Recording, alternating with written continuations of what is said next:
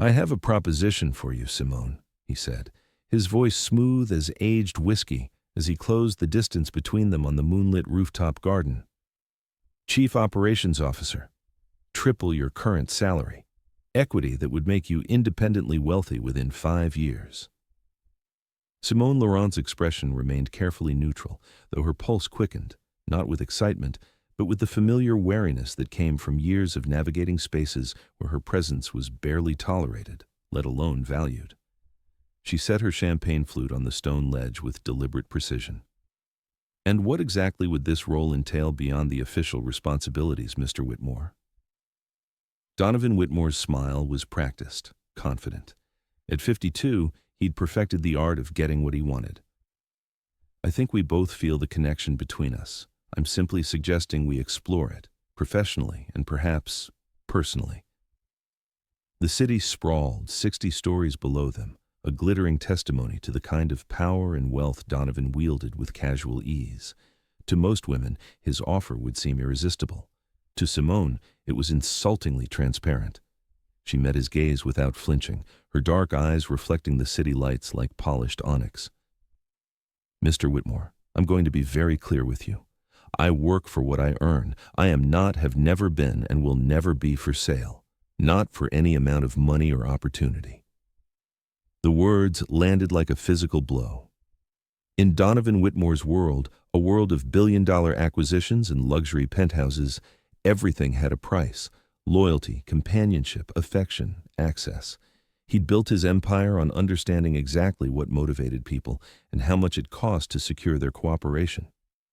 Yet, here stood this woman, her natural hair styled in elegant locks that cascaded over one shoulder, her spine straight and her dignity absolute, rejecting not just his advance but the entire foundation of how he understood the world. As she walked away, her heels clicking against the stone with quiet authority, Donovan Whitmore, the man who'd never been denied anything he truly wanted, felt something he hadn't experienced in 30 years, genuine uncertainty about his own worth. Have you ever witnessed someone with everything, money, power, influence, suddenly realize that the most important things in life can't be bought? This is the story of how one woman's dignity and self-respect shattered a billionaire's worldview and set him on a path to redemption he never saw coming. Hello, my diary lovers. Before we dive into today's story, I want you to hear something important. You are not a commodity. You are not a stepping stone.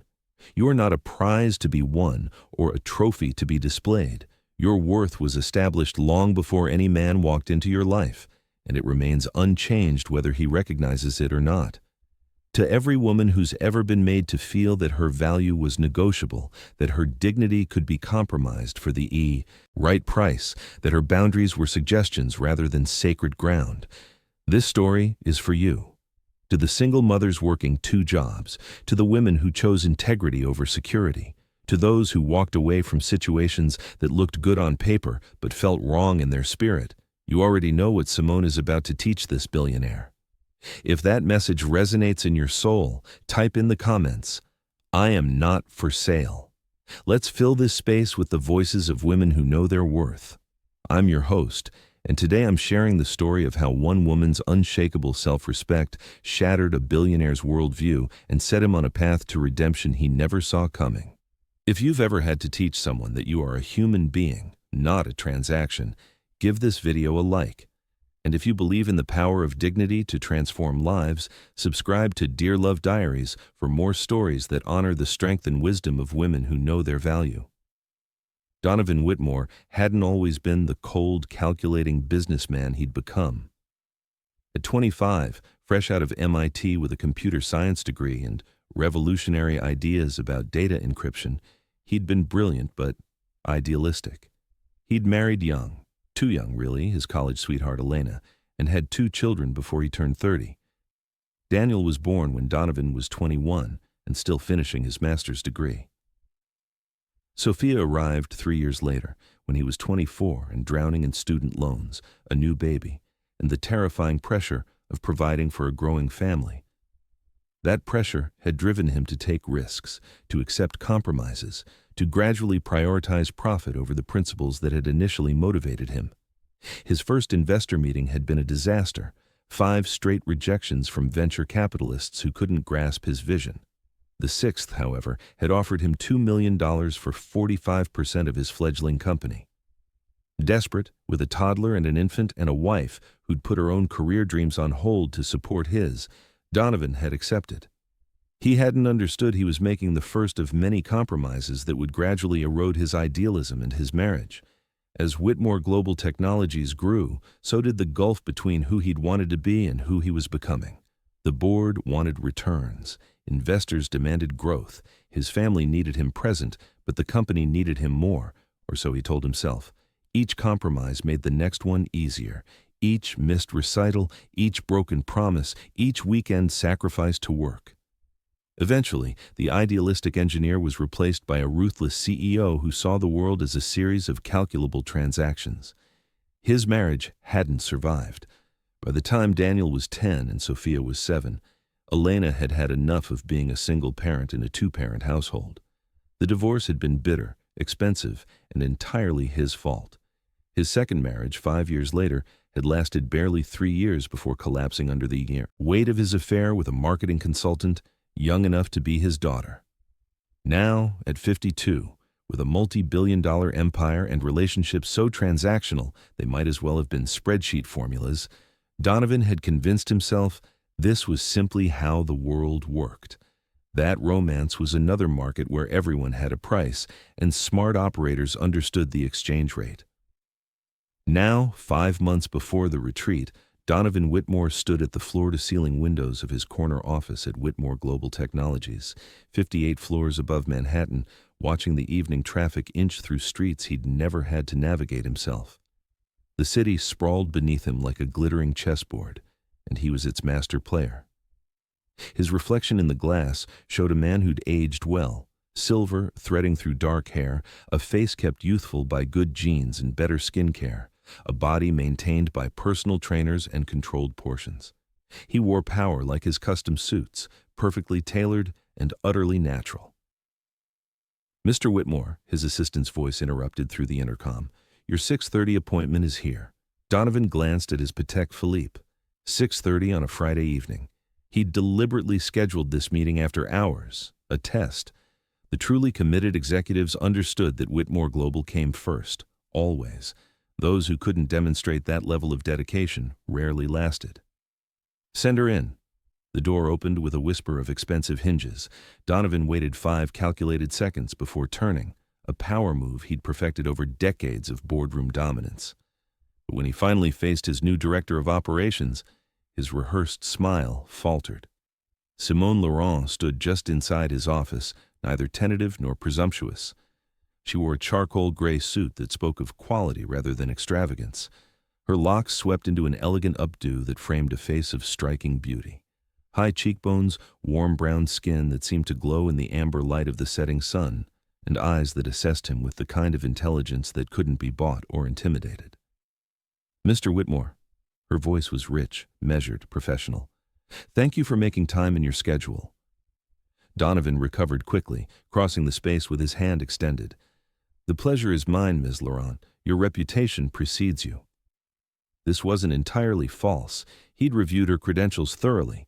MBA from Columbia, a track record of operational excellence at 3 mid-tier tech firms, recommendations that used words like transformative and principled. What the file hadn't conveyed was her presence, the quiet authority that filled the room without arrogance, the way she seemed completely comfortable in her own skin, unapologetic about the space she occupied. "Please, sit." He gestured to the leather seating area overlooking the city. "Can I offer you something? The Macallan 25 is exceptional." "Just water, thank you." Simone settled into the chair with relaxed confidence. "I prefer clarity when discussing expectations." Something about her polite but firm refusal intrigued him. Most people eagerly accepted whatever he offered, desperate to be in his good graces, to feel elevated by proximity to his wealth and power. Simone Laurent seemed entirely unmoved by the theater. The meeting proceeded professionally. Donovan outlined his vision for expanding Whitmore Global's operations infrastructure, the challenges of scaling across 18 countries, the aggressive timeline he expected. Simone asked incisive questions that revealed she'd done exhaustive research, not just on the company's public profile, but on its internal challenges, inefficiencies, and missed opportunities.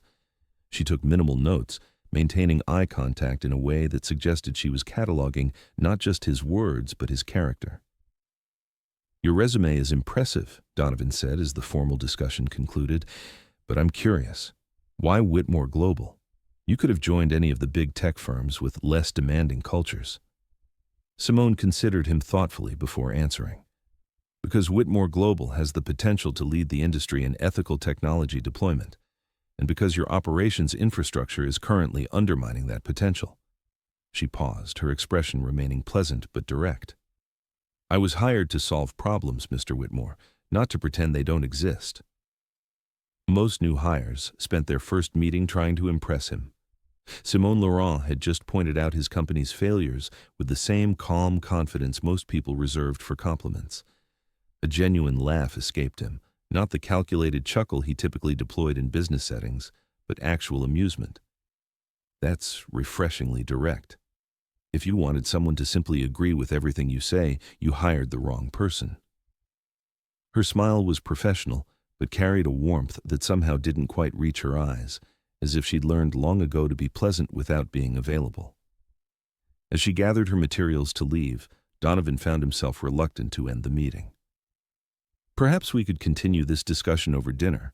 There's an excellent restaurant downstairs." Simone paused, and he saw something shift in her expression, a subtle recalibration, like watching someone adjust their armor. "Thank you for the offer, but I need to relieve my babysitter. My daughter has a science project due Monday, and I promised to help." The gentle but unmistakable boundary surprised him. In his experience, ambitious women, especially single mothers, jumped at opportunities to get closer to the CEO.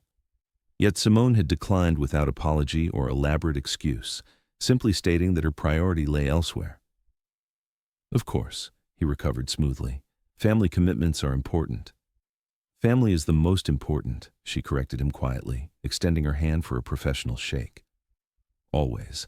Thank you for the meeting, Mr. Whitmore. I look forward to getting started Monday." Her handshake was firm, brief, and entirely business. Then she was gone, leaving behind only the faint scent of something subtle and expensive.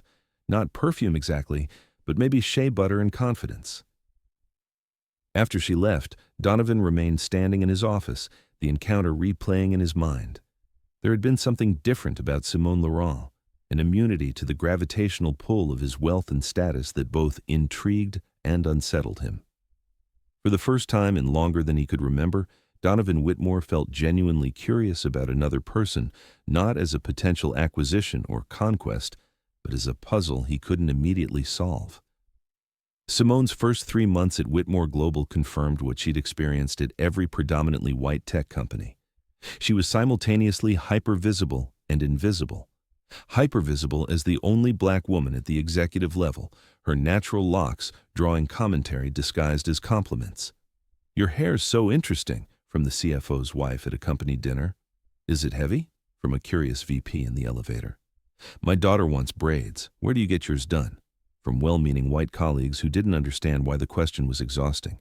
Invisible when she spoke in meetings, her ideas often ignored until a male colleague repeated them verbatim to sudden enthusiasm.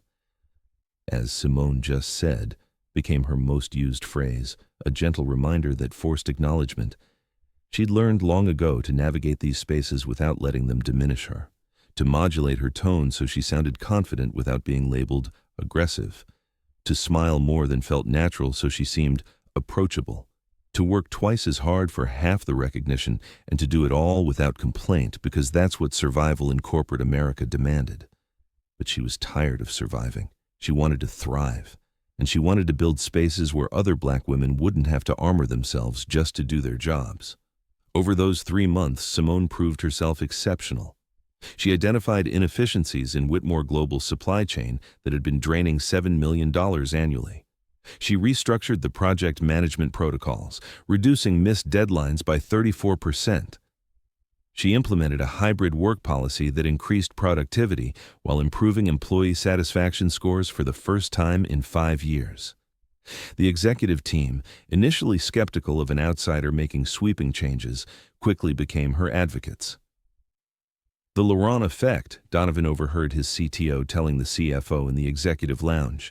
Employee retention is up 18% since she started. And have you seen the innovation metrics? People are actually excited to come to work.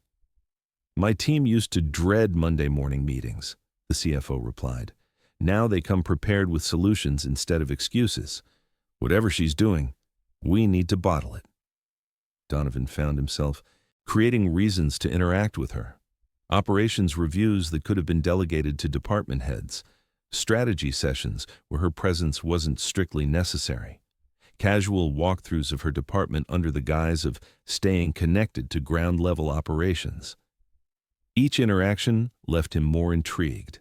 Simone was unfailingly professional, brilliant in her assessments, and somehow always just beyond reach. Unlike others in the company, she never laughed too hard at his jokes, never agreed simply to please him, never lingered after meetings seeking his approval. She treated him not as Donovan Whitmore, billionaire CEO, but simply as her employer, deserving of professional respect, but not worship. It was maddening and magnetic. During one particularly heated executive meeting about outsourcing customer service, Simone calmly dismantled a proposal that would have eliminated 200 jobs while saving $12 million annually. The projected savings don't account for the loss of institutional knowledge or the impact on customer satisfaction, she explained, sliding a detailed analysis across the conference table. Her natural nails, short and professionally manicured, tapped once on the document for emphasis. Our research shows that customers, especially enterprise clients, value speaking with representatives who understand our products intimately. Outsourcing might save us $12 million annually on paper, but the projected revenue loss from decreased customer retention and damaged brand reputation would be nearly triple that over 18 months. Donovan studied her as she spoke, noting how the other executives, all men who typically dominated these discussions, were listening with genuine attention. There was no condescension in their expressions, no impatience to interrupt. Simone commanded respect, not through intimidation or hierarchy, but through competence and clarity. "What would you propose instead?" Donovan asked, genuinely curious. "A hybrid model," she replied without hesitation, her posture relaxed but authoritative. "We maintain our core customer service team in-house, the people who handle complex inquiries and build relationships with our enterprise clients. But we augment them with AI-assisted solutions for routine inquiries and Tier 1 support.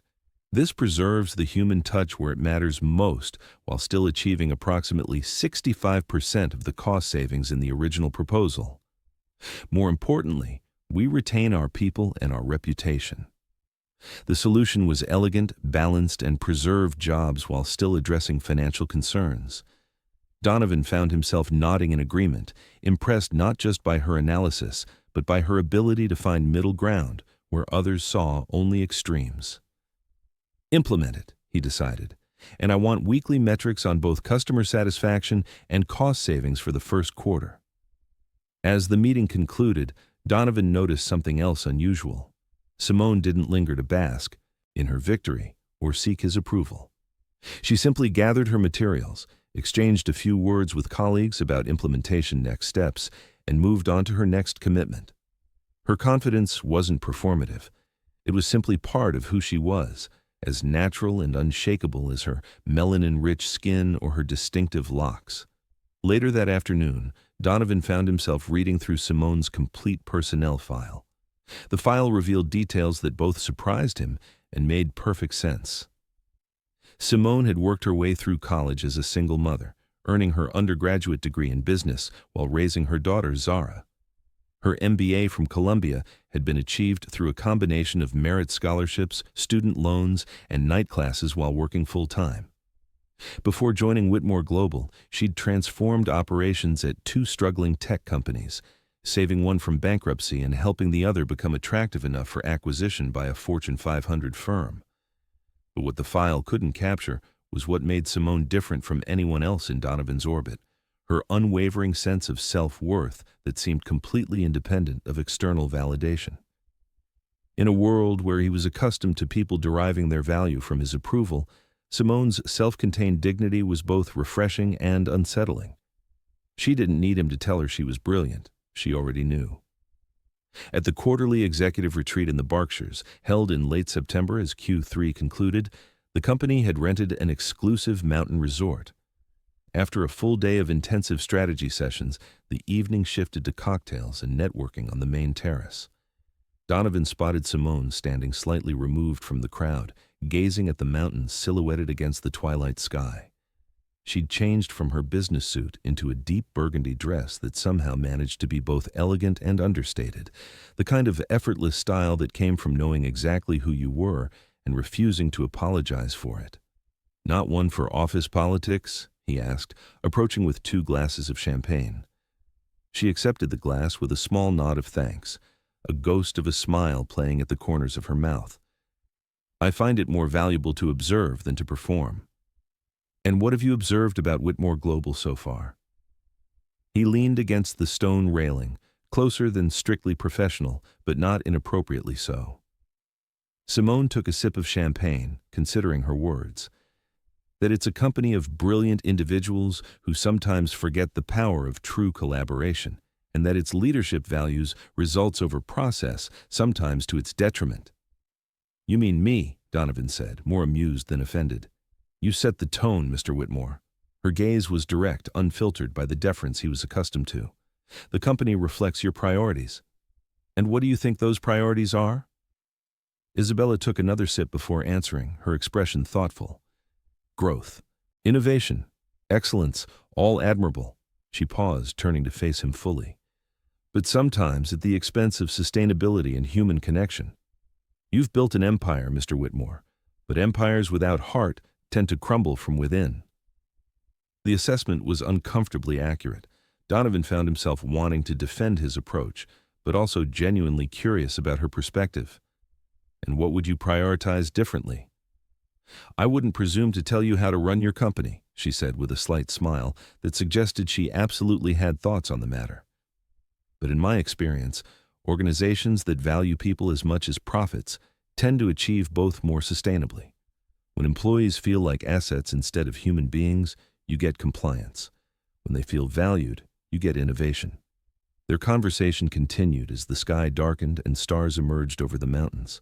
Donovan found himself sharing thoughts about business and leadership he rarely voiced, drawn out by Simone's thoughtful questions and genuine interest. For once, he wasn't performing the role of charismatic CEO. He was simply engaged in a stimulating conversation with an equal mind. "Tell me about your daughter," Donovan said, shifting to the personal territory Simone so carefully guarded. Something in Simone's expression softened, the professional mask slipping just enough to reveal the devoted mother beneath. "Zara is 13, brilliant, stubborn, passionate about everything from environmental justice to K-pop." She laughed softly, the sound genuine and warm. "She's at that age where she questions everything, which is simultaneously exhausting and inspiring. She reminds me every day why the work we do matters, not just for profit margins, but for the world we're creating for her generation." "You've done an impressive job raising her while building your career," Donovan observed. "That couldn't have been easy." "It wasn't," she acknowledged, her voice quiet but steady. "But the challenges clarified what matters. When you have someone depending on you completely, you learn quickly to distinguish between what's truly important and what's merely urgent, between what feeds your ego and what feeds your soul." The words hit closer to home than she probably intended. Donovan couldn't remember the last time he'd made that distinction in his own life. As the evening wound down and other executives began drifting back inside, Donovan saw his opening. The champagne had created a warmth between them, a sense of connection that felt different from his usual calculated seductions. "I have a proposition for you, Simone," he said, deliberately using her first name for the first time. The evening had created an intimacy that made formality feel artificial. She turned to face him, her expression shifting subtly, a barely perceptible tightening around her eyes that suggested she knew what was coming. "I'm creating a new position," he continued, moving slightly closer, his voice low and persuasive. Chief Operations Officer. The role would report directly to me, with triple your current salary and equity options that would make you independently wealthy within 5 years. You'd have authority over all operational divisions and a seat on the executive board. That's quite an opportunity, Simone said carefully, her body language subtly shifting, not retreating, but repositioning, like a chess player anticipating the next move. I think we work well together, Donovan continued, emboldened by champagne and moonlight and months of carefully managed attraction. I value your perspective, your directness. We could accomplish great things with you in a more central role. He paused, letting his gaze hold hers with unmistakable intent. I think there's something between us worth exploring, professionally and perhaps personally. Understanding dawned in her eyes, and something in her expression closed like a door, gently but firmly shut. And what exactly would this role entail beyond the official responsibilities, Mr. Whitmore? Her use of his formal name was deliberate, re-establishing the boundary he'd tried to cross. The question hung between them, its implication crystal clear. Donovan had made similar offers before to women who caught his interest. Promotions, opportunities, financial rewards that came with unspoken expectations. It had always worked. Beautiful, ambitious women understood the game and played it willingly, trading access to their company for access to his wealth and power.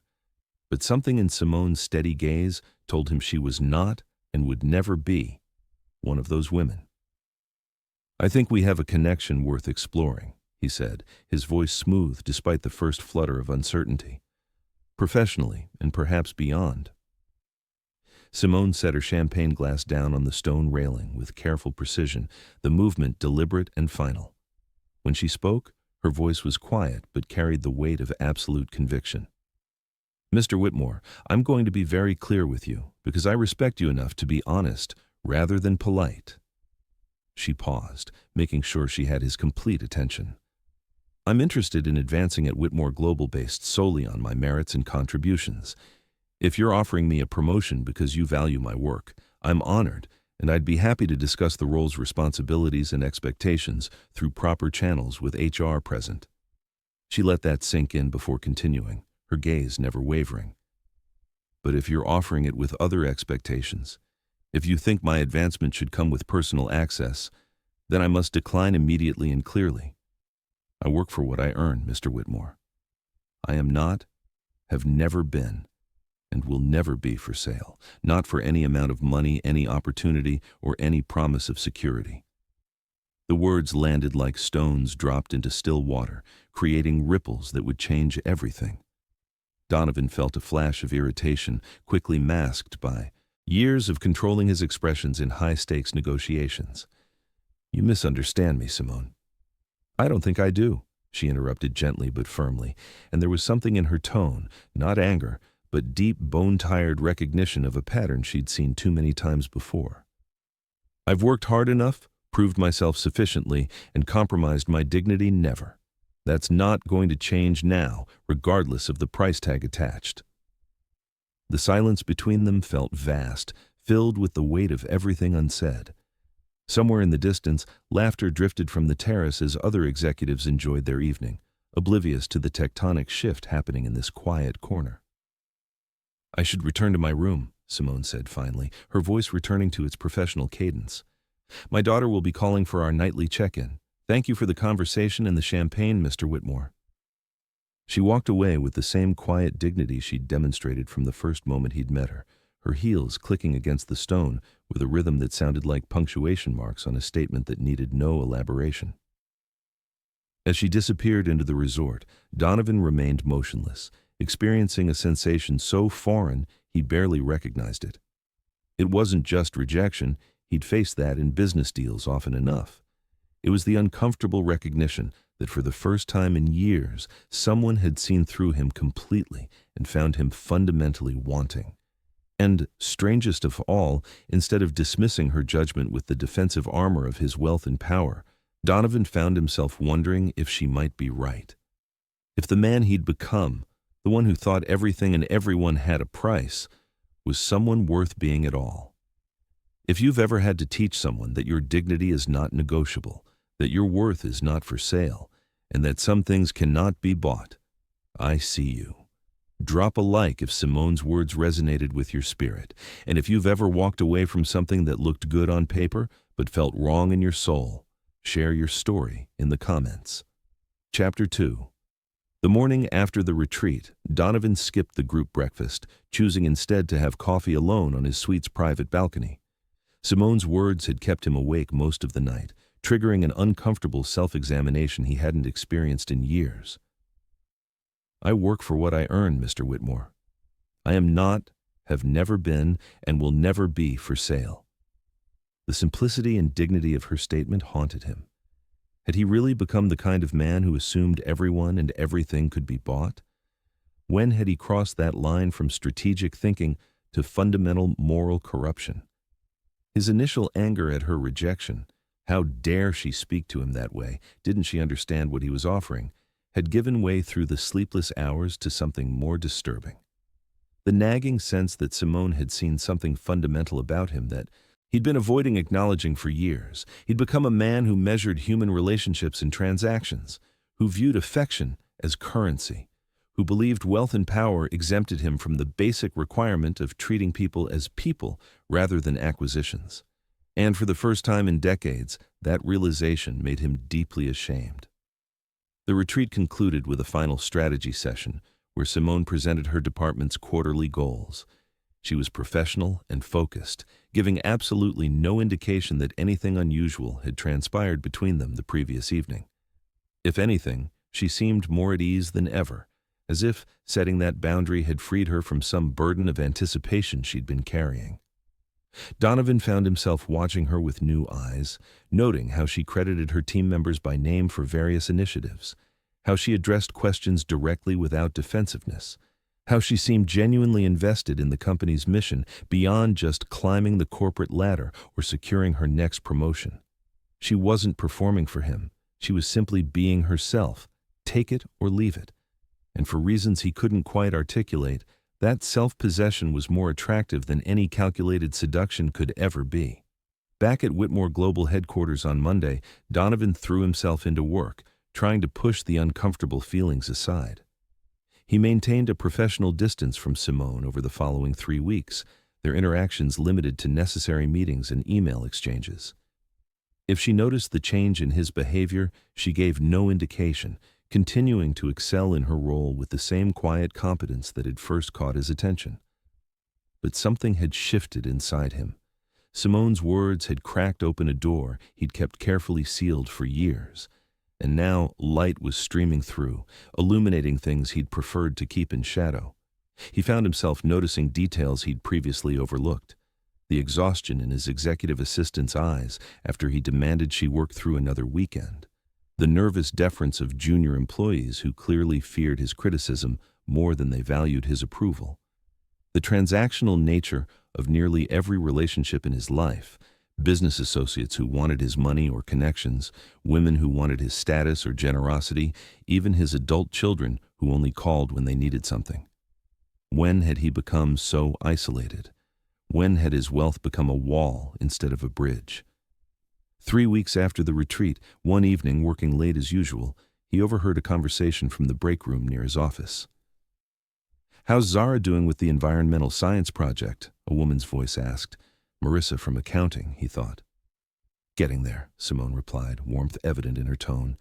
"The regional competition is in 3 weeks, and she's determined to qualify for nationals. Her presentation on renewable energy access in underserved communities is actually quite brilliant. You'll be there, right? Even with the Tokyo client meeting?"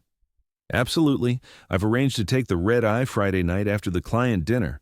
I'll be exhausted, but I wouldn't miss it for anything. Some things aren't negotiable." Donovan paused outside the doorway, struck by the absolute conviction in her voice. In his world, everything was negotiable for the right price or the right opportunity. Yet, here was Simone, willing to endure significant personal discomfort, international travel, jet lag, sleep deprivation, to keep a promise to her daughter. It wasn't grand or showy, just a quiet commitment to what she valued most, regardless of the cost to her comfort or convenience. The fourth week after the retreat, Donovan found himself doing something he normally delegated entirely to HR, reviewing the annual employee satisfaction surveys. The results were sobering. While Whitmore Global offered competitive compensation and prestigious career opportunities, the company scored poorly on work-life balance, management approachability, and sense of purpose beyond profit. The anonymous comments painted a picture of a talented workforce that felt more like machinery than a community of innovators. "I'm good at what I do, but I'm not sure it matters to anyone beyond the bottom line. Leadership treats us like assets to be optimized rather than humans with lives outside these walls. The pay is great, but I've forgotten why I wanted to work in tech in the first place." Most troubling were the retention statistics. Whitmore Global had a turnover rate nearly double the industry average, with exit interviews citing toxic culture and lack of human connection as primary reasons for departure. The company was hemorrhaging talent and institutional knowledge, all while Donovan had been focused solely on quarterly earnings and market capitalization. The one bright spot was Simone's division, where retention was significantly higher and satisfaction scores had improved 40% since she'd taken over. He pulled up the comments from her department. "First manager who actually listens and implements our suggestions. She treats us like people, not productivity units. I was planning to leave, but the culture shift in operations has made me want to stay." Donovan sat back in his chair, the reports spread across his desk like evidence of his own moral bankruptcy. Simone wasn't doing anything revolutionary. She was simply treating people with basic human dignity and respect. And somehow, that had become revolutionary at Whitmore Global, because he'd created a culture where it was exceptional rather than expected. He closed his eyes, Simone's words echoing in his mind. Organizations that value people as much as profits tend to achieve both more sustainably. She'd been right. About the company, about him, about everything. He picked up his phone and called the head of HR. "I want a comprehensive compensation equity audit, external. Firm, full access to all personnel files and salary data, and I want it completed within 2 weeks." On the Tuesday before Halloween, exactly 5 weeks after the retreat, Donovan's assistant appeared in his doorway, her expression troubled. "Mr. Whitmore, there's something you should know. Simone Laurent's daughter has been in an accident. She's left for the hospital." Donovan looked up sharply, his chest tightening with unexpected concern. "What happened? Is it serious?" "A car accident on her way to school this morning. The driver who hit them ran a red light. I don't have details on Zara's condition, but Simone left immediately. She seemed very shaken." His assistant paused. "She asked me to cancel all her meetings for the rest of the week." Without fully understanding his own impulse, Donovan stood, reaching for his suit jacket. "Cancel my afternoon and get me the name of the hospital." His assistant's eyebrows rose in surprise, but she nodded. "Of course, Mr. Whitmore." 40 minutes later, Donovan walked into New York Presbyterian's emergency department. The sharp smell of antiseptic hit him immediately, mixing with the fluorescent glare that made everything look slightly surreal. He felt strangely out of place in his bespoke Tom Ford suit among the worried families huddled in plastic chairs, the low hum of anxiety palpable in the waiting area. He spotted Simone immediately, sitting alone in a corner, her usual composure replaced by the unmistakable tension of a parent fearing for their child. Her locks were pulled back in a hasty ponytail, and she still wore the navy blouse and slacks from the office, though she'd kicked off her heels at some point. She was staring at nothing, her hands clasped so tightly in her lap that her knuckles had gone pale. "Simone," he said quietly as he approached. She looked up, surprise momentarily displacing the worry etched into her features. "Mr. Whitmore? What are you doing here?" It was a fair question, one he wasn't entirely sure he could answer. "I heard about Zara. I wanted to see if there was anything you needed." For a long moment, Simone just looked at him, as if trying to reconcile this gesture with the man who'd propositioned her on a moonlit terrace. Then something in her expression softened, just slightly. "That's unexpected." She gestured to the plastic chair beside her. "The doctors are with her now. The initial scans look promising. No internal bleeding, no spinal damage, no head trauma. She has a fractured wrist and some deep bruising from the impact, but nothing that won't heal. They're keeping her overnight for observation, but she should be able to go home tomorrow." Donovan sat, noticing the tremor in her hands that belied her calm recitation of medical facts. "Have you eaten anything? Can I get you coffee?" A small, tired smile touched her lips. "I'm fine, but thank you." They sat in silence for a moment, surrounded by the ambient sounds of the emergency department, beeping. Monitors, hushed conversations, the occasional overhead page. Donovan found himself at a loss for words, unaccustomed to situations where his usual tools, money, authority, strategic thinking, were utterly useless. "Zara was on her way to school," Simone said suddenly, her voice quiet but needing to fill the silence with something. "Just a regular Tuesday morning, and then some stranger runs a red light, and suddenly everything changes in an instant." Her voice cracked slightly. "She's at that beautiful age where she still believes her actions matter, that she can change things. I don't want her to lose that fire because some careless driver reminded her how fragile everything is." Donovan heard the unspoken fear beneath her words, that this accident, this sudden violent disruption of normal life, might shatter her daughter's optimism, might teach her too early that the world was dangerous and unpredictable, that no amount of preparation or good intentions could protect you from random catastrophe. "She sounds like her mother," he said quietly. "Strong, stubborn, convinced she can change the world." Simone's expression grew thoughtful, grateful for the attempted comfort, even if they both knew words couldn't actually change anything. "In some ways. In others, she's fiercer than I ever was at 13, more willing to challenge authority, to question everything." She paused. "I hope the accident doesn't steal that from her." "Ms. Laurent?" A doctor appeared in the doorway, clipboard in hand and a reassuring expression on her face. "You can see your daughter now." Simone stood quickly, relief flooding her features. She turned to Donovan, her expression genuinely grateful. "Thank you for coming, Mr. Whitmore. It was kind." "Of course," he said, rising as well. "And Simone, if there's anything you need, time off specialists, anything at all, please don't hesitate to ask. Zara's recovery is the only priority right now." She nodded, her eyes glistening with unshed tears, now that the immediate crisis seemed to be passing. Then, she followed the doctor through the double doors, leaving Donovan standing alone in the waiting room. He felt strangely out of his element, yet also more authentic than he had in years. He hadn't come with an agenda, hadn't calculated the return on investment, hadn't expected anything in return. For once, he had simply responded to another person's pain with basic human concern. And somehow, that felt more significant than any billion-dollar deal he'd ever closed. On his way out, Donovan stopped at the billing department, an impulse overriding his usual careful deliberation. "I'd like to take care of all expenses for Zara Laurent," he told the administrator, sliding his Platinum American Express across the counter. "Emergency room, overnight observation, any specialists or follow-up care, everything, and I'd prefer this to remain anonymous." The woman looked up from her computer, surprise evident in her expression. "That's very generous, sir. But may I ask why you don't want the family to know?" Donovan considered the question, really considered it.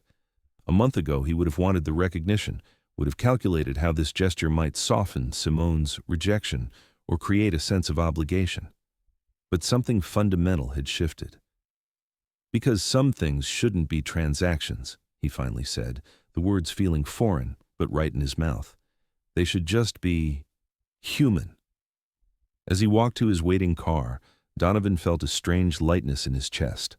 For the first time in longer than he could remember, he had acted without calculating the return on investment, without considering what he might gain. And somehow, it felt more satisfying than any deal he'd ever closed, any acquisition he'd ever completed, any quarterly earnings report he'd ever announced to shareholders. It felt like becoming, however tentatively, a slightly better version of himself. Over the next 2 weeks, as Zara recovered at home with her wrist in a bright purple cast that her friends had already covered with environmental slogans and doodles of solar panels, Donovan found himself thinking about what Simone had said in the hospital waiting room, about Zara's passion for making a difference, about not wanting her daughter to lose her optimism and fire. He also found himself making small but significant changes. He started with simple things, learning the names of the maintenance staff who cleaned the offices after hours, asking his executive assistant about her children, actually listening to the answers instead of simply waiting for her to finish so he could issue his next directive. Beginning to see the people around him as people rather than functions. He started ending meetings at 5:30 p.m. rather than letting them run into the evening, noticing with surprise how this simple adjustment improved both morale and productivity. When people had lives outside work, they brought more energy and creativity to the hours they were present. In executive sessions, he found himself asking different questions. Instead of focusing solely on how much and how fast, he began asking how sustainable and what impact. He thought more about Simone's observation that organizations valuing people as much as profits tended to achieve both more sustainably. 3 weeks after the accident, Simone appeared at Donovan's office door with an expression that mixed gratitude, confusion, and a touch of exasperation. "Do you have a moment?" she asked. "Of course." He gestured to the seating area by the windows. "Is everything all right? How's Zara?"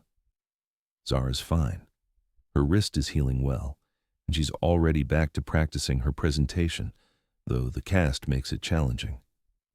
Simone sat down, her posture straight but less guarded than it had been in recent weeks. "But that's actually what I wanted to talk to you about." She pulled a folded document from her bag and placed it on the table between them. "The hospital sent me a final billing statement. According to this, all of Zara's emergency care was covered by an anonymous benefactor. The billing department wouldn't give me details, but they did mention the payment came from a corporate credit card." She fixed him with that direct gaze he'd come to recognize. "You wouldn't know anything about that, would you?" Donovan kept his expression neutral. "Many companies have charitable funds for employee medical emergencies. It's a fairly standard benefit, though HR doesn't always publicize it well."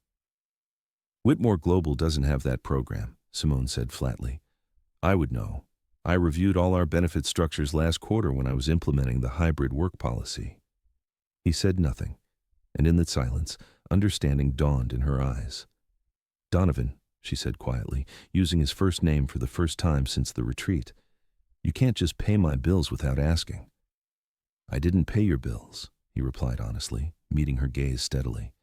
"I paid for medical care that happened on a workday while you were fulfilling work responsibilities. Your daughter was injured traveling to school on a Tuesday morning. You shouldn't have to choose between her recovery and financial security." He paused. "And I didn't do it to create obligation or to make you feel indebted. I did it because it was right, and because I could." Simone was quiet for a long moment, her expression cycling through several emotions: surprise, gratitude, wariness, and finally, something that looked like cautious appreciation. "That's a $15,000 emergency care bill you paid," she said softly. "That's not nothing." "To you, it's not nothing," Donovan agreed. "To me, it's a rounding error on a quarterly tax payment. But the principle matters. You work incredibly hard for this company. You make us better every day. The least I can do is ensure that a random traffic accident doesn't devastate your family financially." "Thank you," Simone said finally, her voice carrying genuine warmth. "Truly, that was incredibly generous."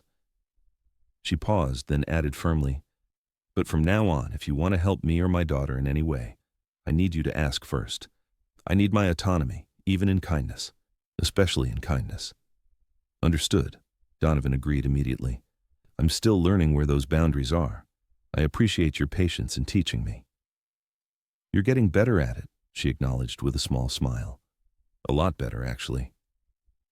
As she stood to leave, she hesitated at the door. "For what it's worth, Donovan, what you did at the hospital, showing up with no agenda, just being present, that meant more than the money. Thank you for that, too."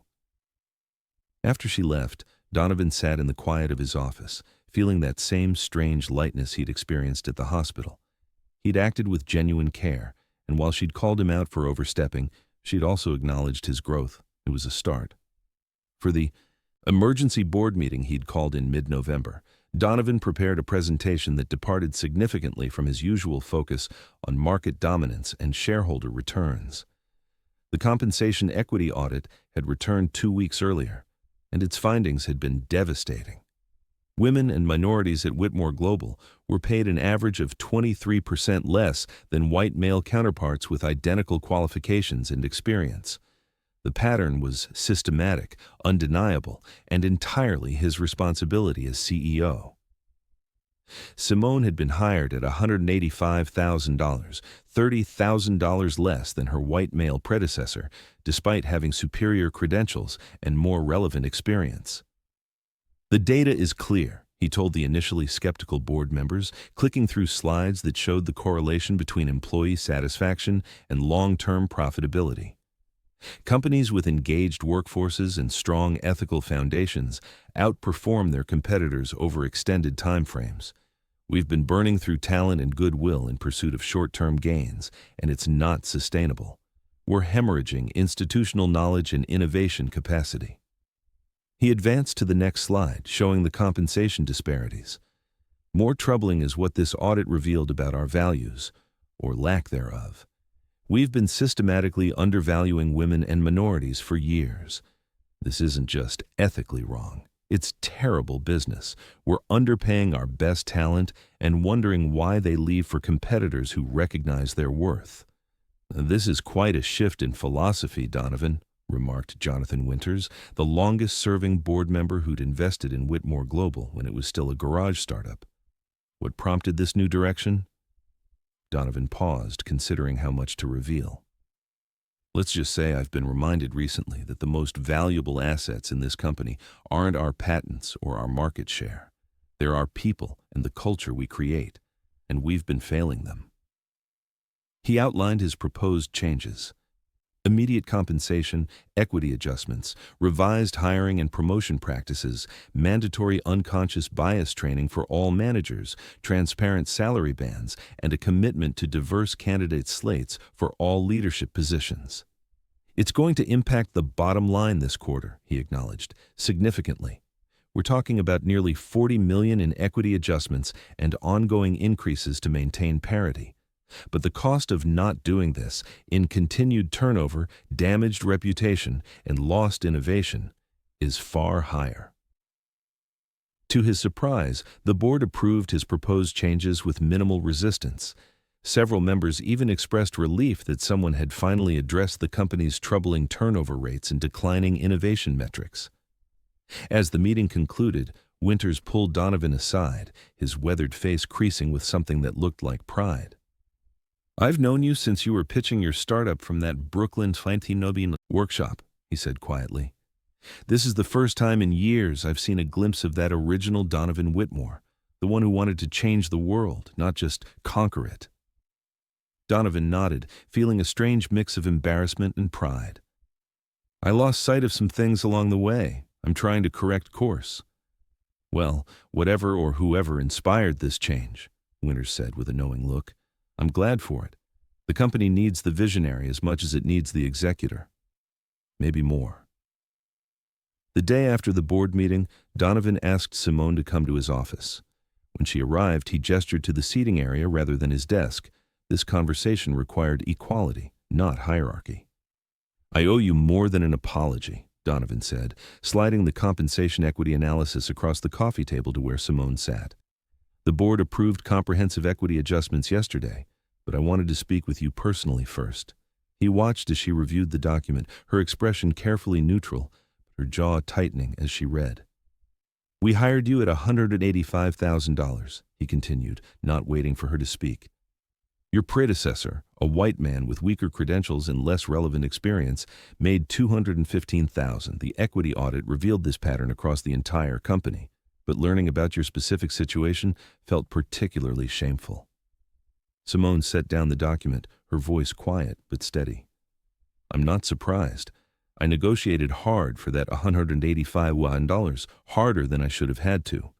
They told me it was at the top of the range for the role. I knew it was probably less than the previous person, but I also needed the job. I had a daughter to support and student loans to pay." She met his eyes. "So I accepted it, and I worked twice as hard to prove I was worth even that undervalued salary. Effective immediately, your salary is adjusted to $240,000, Donovan said firmly.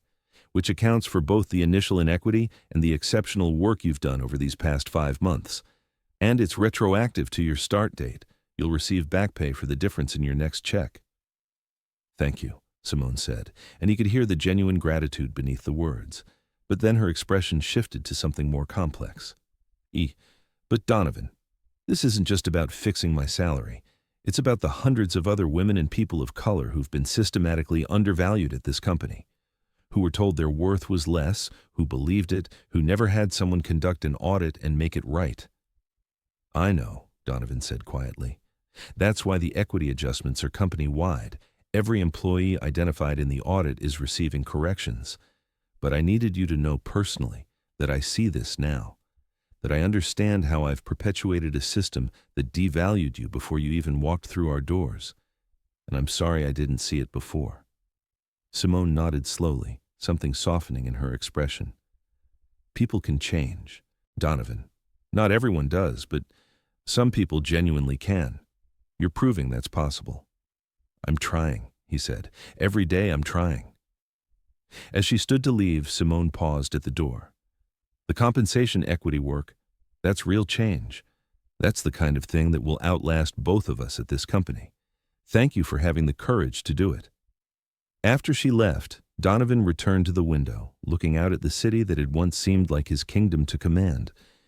He was beginning to understand that true power wasn't about control or domination. It was about using whatever privilege and resources you had to create fairness and opportunity for others. It was about becoming someone worthy of the life you'd been given.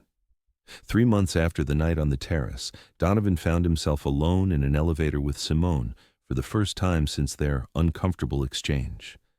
The silence between them felt weighted with unspoken thoughts, but it wasn't uncomfortable anymore. It was contemplative.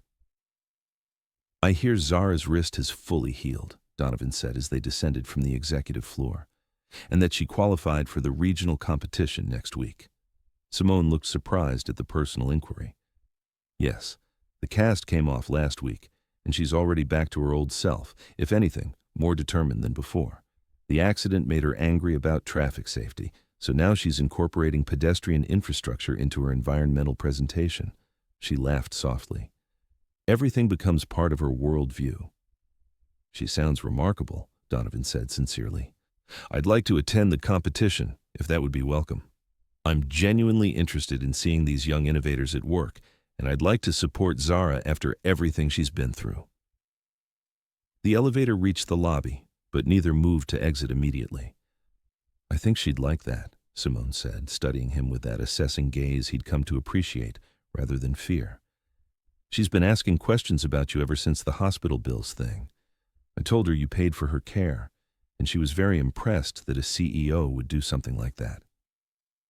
I hope she understands it wasn't about the money, Donovan said. It was about doing the right thing, Simone finished. I know, and she knows. That's why she wants to meet you properly. They stepped out into the lobby together, the late November air crisp and promising winter through the revolving doors. The competition is Saturday morning at Columbia, Simone said. 10 a.m. start. I'll text you the specific location. I'll be there, Donovan promised. Then, taking a breath, he added what he'd been wanting to say for weeks. And Simone, I owe you an apology for my behavior at the retreat. It was inappropriate, disrespectful, and beneath the standards I should hold myself to. You deserved better, and I'm sorry.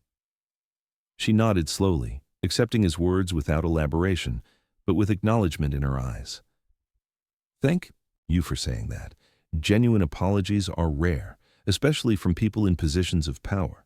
She paused, then added softly, People can change, Donovan. Sometimes they just need the right reason. Drop a like if you believe that sometimes the most loving thing we can do is refuse to enable someone's worst self. And if you've ever apologized for something you genuinely regretted, share your experience in the comments. True accountability is rare and powerful. Chapter 3. The Regional Environmental Science Competition was held at Columbia University 2 weeks later. The normally quiet learner hall transformed into a buzzing hive of activity.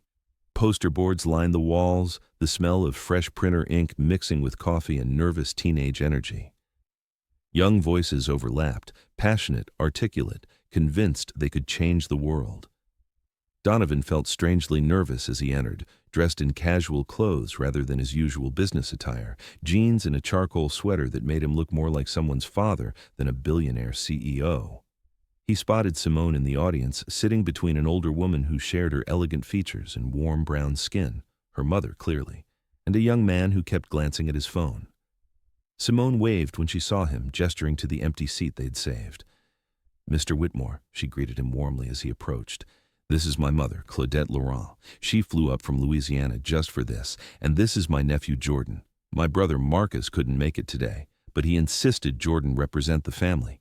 Everyone, this is Donovan Whitmore, my boss at Whitmore Global."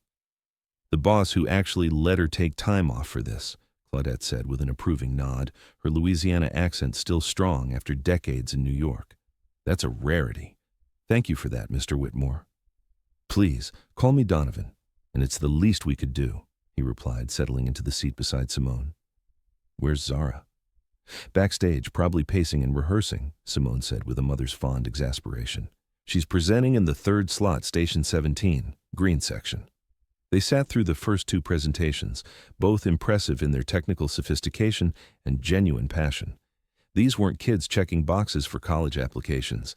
They were young people who genuinely believed they could make a difference, who saw climate change and environmental degradation as problems they were responsible for solving. Then Zara took the stage, and Donovan understood immediately why Simone was so proud. At 13, Zara Laurent possessed her mother's presence and dignity, combined with a fierce intelligence that radiated from her like heat. Her purple wrist cast had been decorated with environmental slogans and small drawings of wind turbines and solar panels. "Fossil fuels, fossilize futures, and the climate won't wait" in colorful marker. She wore a simple black dress and her natural hair in two puffs, and she commanded the stage with confidence that belied her age.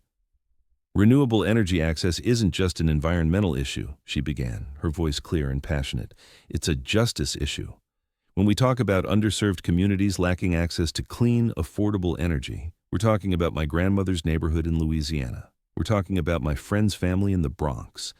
We're talking about real people whose lives could be transformed by technology that already exists but isn't reaching them because it's not profitable enough."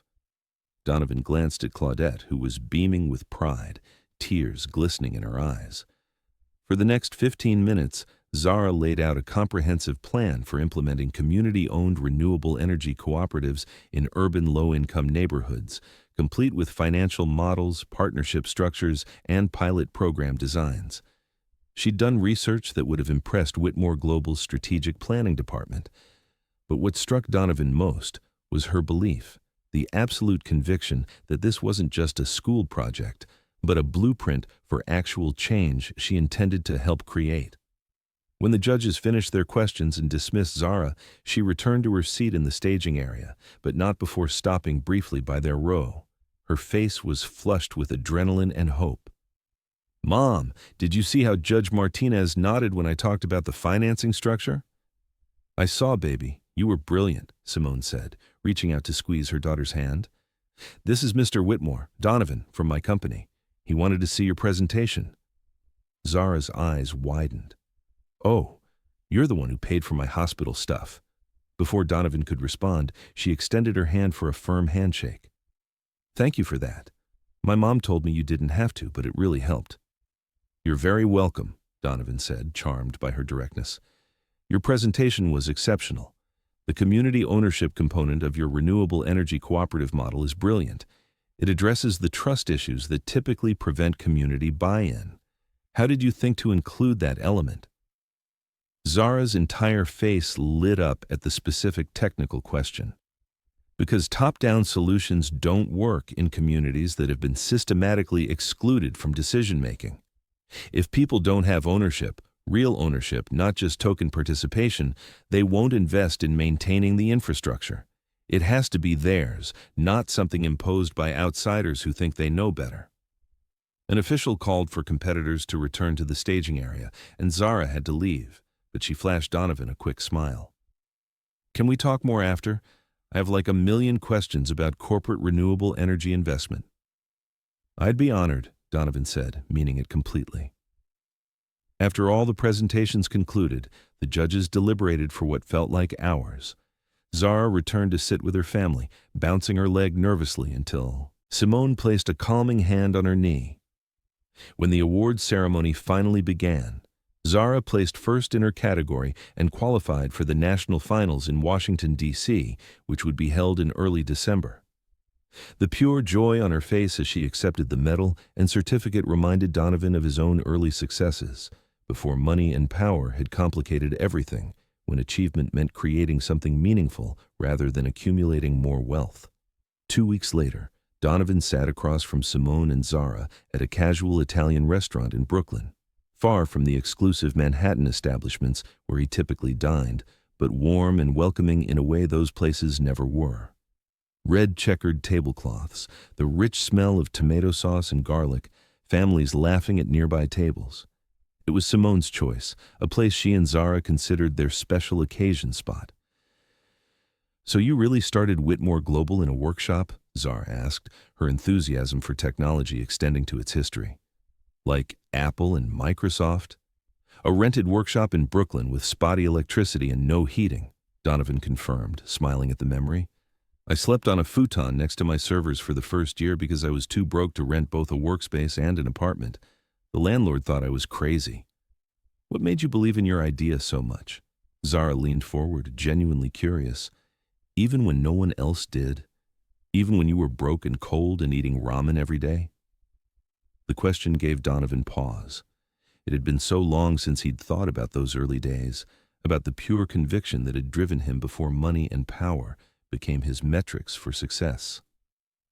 "I believed that technology should serve people, not the other way around," he finally answered, and the words felt both foreign and familiar, like reconnecting with a part of himself he'd forgotten existed.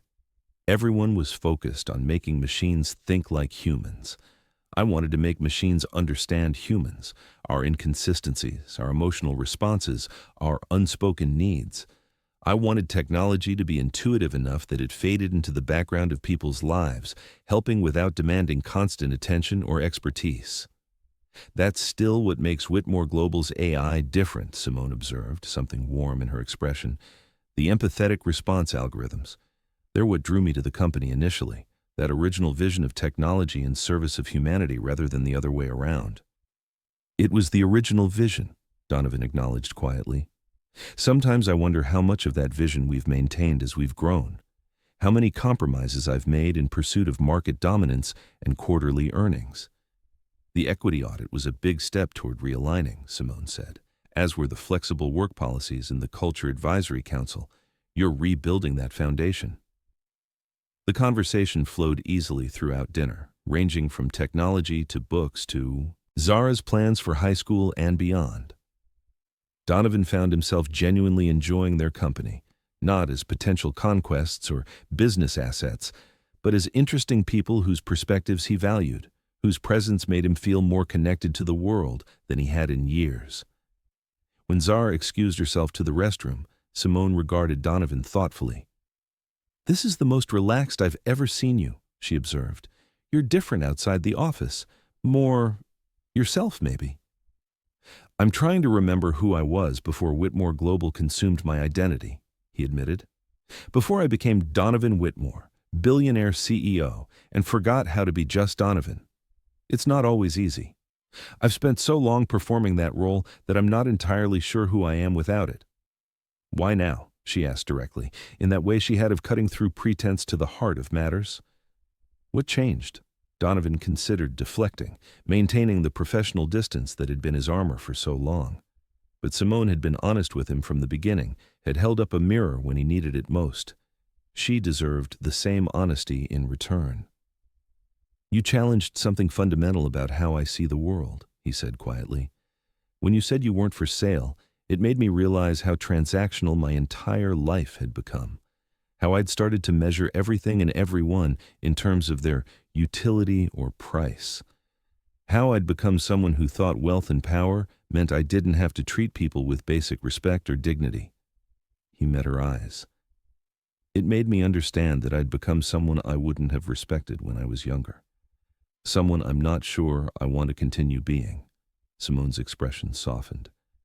That must have been uncomfortable to recognize. Extremely, he agreed with a rueful smile. Painful, actually, but necessary. I've been thinking a lot about value lately.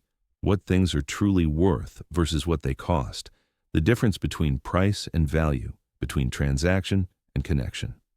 And what have you concluded? That I've been using the wrong metrics for success, both professionally and personally.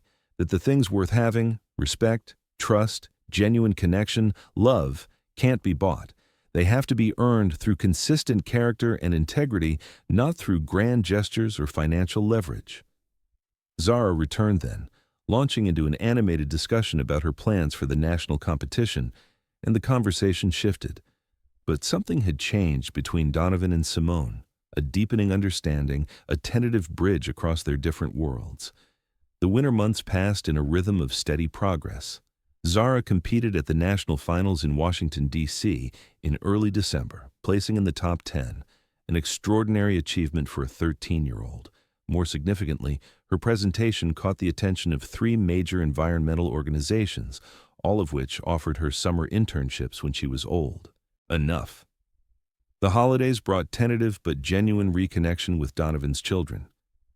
Daniel visited for Christmas, their first holiday together in 5 years, and while the weekend was stilted and careful, it was a beginning. They talked about Daniel's work in London finance, about the ways their relationship had failed, about the possibility of rebuilding something new and honest. Sophia sent a card with a handwritten note. I appreciate you trying, Dad. I'm still not ready for a visit, but I wanted you to know I see the effort. Maybe next year. S.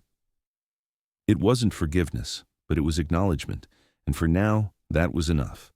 By January, Whitmore Global's cultural transformation was showing measurable results. Employee satisfaction scores had climbed 32 points. Turnover had dropped by half. Innovation metrics were the strongest they'd been in 5 years. Tech industry publications ran features on the company's evolution, with headlines like, Can corporate culture really change? Whitmore Global's surprising answer, and From Toxic to Transformative. 1. CEO's Journey Toward Ethical Leadership. Donovan gave interviews reluctantly, uncomfortable with the attention, but recognizing it might inspire other leaders to reconsider their priorities. He was careful never to name Simone specifically. Her privacy and autonomy mattered more than his narrative. But he spoke openly about having his worldview challenged by someone who refused to compromise their integrity. His friendship with Simone deepened naturally through these months. Dinners every few weeks, sometimes with Zara, sometimes just the two of them. Long conversations about everything from company strategy to personal philosophy to the books they were reading. Comfortable silences that spoke of growing trust and genuine connection. Donovan found himself genuinely excited about work again, not because of financial performance, but because he could see the positive impact on people's lives. The Culture Advisory Council, now a permanent fixture with Simone as co-chair, had launched initiatives that ranged from expanded parental leave to subsidized childcare to mental health resources. Dr. Aisha Patel, the chief impact officer he'd hired, regularly challenged both him and the executive team on ethical implications of their technology development. Most significantly, Donovan had begun visiting the development labs regularly, reconnecting with the technical side of the work that had first drawn him to the field. He spent time with engineers and designers, learning about their projects, understanding the creative challenges they faced. It reminded him why he'd fallen in love with technology in the first place, not the wealth it could generate, but the problems it could solve and the lives it could improve. Spring arrived, bringing with it cherry blossoms and longer days and a sense of renewal. Donovan had been implementing changes for 8 months now, and the company he'd built was becoming something he could finally be proud of, not just for its market value, but for its values. He was also, he realized with both joy and trepidation, completely in love with Simone Laurent. Not the calculated attraction of his past relationships, not the strategic assessment of compatibility and utility, but genuine, deep, transformative love, the kind that made him want to be worthy of her, the kind that prioritized her happiness over his comfort, the kind that had nothing to do with possession and everything to do with cherishing another person's existence in the world. But he said nothing, because Simone had set clear boundaries, and respecting those boundaries was more important than satisfying his own desires. If all they ever had was friendship, that would have to be enough, because having her in his life in whatever capacity she chose was infinitely better than not having her at all. Then, on a Tuesday morning in early June, Simone appeared at Donovan's office door with an expression he couldn't quite read. "Do you have a moment?" she asked. "Always," he said, gesturing to the seating area by the windows where they had first met 9 months ago. The city sparkled in the June sunshine, vibrant and alive. "What's on your mind?" Simone sat down, her posture straight but less guarded than it used to be in his presence. "I've been offered a position as Chief Operating Officer at Meridian Systems." The news hit Donovan with unexpected force, like a physical blow to his chest. Meridian Systems was Whitmore Global's primary competitor, an established company with a reputation for innovation and strong culture. "That's a significant opportunity," he managed to say, his voice carefully neutral despite the sinking feeling in his gut and the way his heart had started hammering against his ribs. "It is," she agreed, watching him closely. "Substantial increase in compensation, nearly double my current salary. Clear path to C-suite advancement, opportunity to implement operational strategies at scale without having to rebuild a broken culture first. Everything I've worked toward professionally." She paused. "I wanted to discuss it with you before making my decision." Every instinct Donovan had honed over 30 years of business screamed at him to counteroffer immediately, to use Whitmore Global's resources to keep her, to match whatever Meridian was offering and add more, to do whatever it took to prevent losing her, because the thought of Whitmore Global without Simone, of his life without her presence in it, felt unbearable. But he recognized that impulse for what it was, a return to old patterns, trying to buy what he valued rather than respecting its inherent worth and autonomy, trying to control rather than support, trying to keep rather than letting go. "You would be an exceptional COO," he said sincerely, though the words felt like glass in his throat. "Meridian would be fortunate to have you. They're a good company with strong values. You'd be able to implement your vision for ethical operations without having to fight for every change the way you've had to here." Simone studied him intently, as if searching for something in his expression. Her dark eyes were unreadable, assessing. "Is that all you have to say?" Donovan took a deep breath, choosing his words carefully. This mattered too much for performance or strategy. It required complete honesty. "Professionally, I would hate to lose you," he said, his voice quiet but steady. "Whitmore Global is a better company because of your influence, your integrity, your willingness to speak truth even when it's uncomfortable. The culture changes we've implemented would be difficult to sustain without your guidance and accountability. You've become essential to what we're building." He paused, allowing himself to be vulnerable in a way he'd never been in a professional context. "Personally, I would miss you. Profoundly. Your perspective, your friendship, your company, they've become important to me in ways I didn't anticipate and can't adequately express. Our conversations, the dinners with you and Zara, the way you challenge me to be better, all of that has become valuable in ways that have nothing to do with business and everything to do with who I'm trying to become." "But?" she prompted gently, hearing the unspoken word hanging in the air between them. "But whatever you decide, I support you completely," Donovan said firmly, meeting her gaze without flinching. "Your value to me, to Whitmore Global, isn't diminished if you choose a path that serves your goals better. You deserve to make whatever choice is right for you and Zara, free from pressure or manipulation or attempts to purchase your loyalty with money or opportunity." He leaned forward slightly, wanting her to understand the depth of his conviction.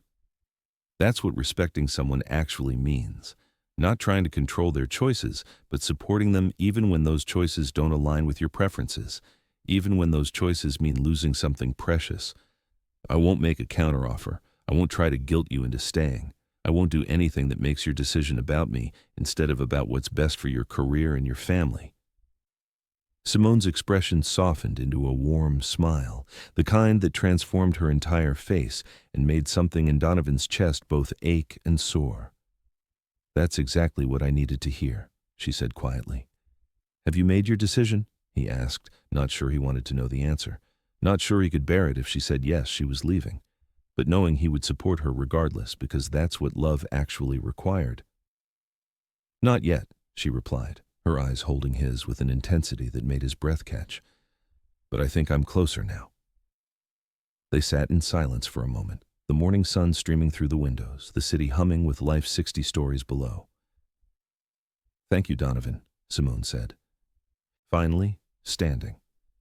For respecting me enough to let me choose freely, for not making this about you. She walked to the door, then paused and looked back. I'll give you my answer within the week. After she left, Donovan sat alone in his office, staring at the city he'd once thought he commanded. He felt hollowed out and terrified, but also strangely at peace. He'd done the right thing. He'd respected her autonomy, supported her choice, refused to manipulate the situation in his favor.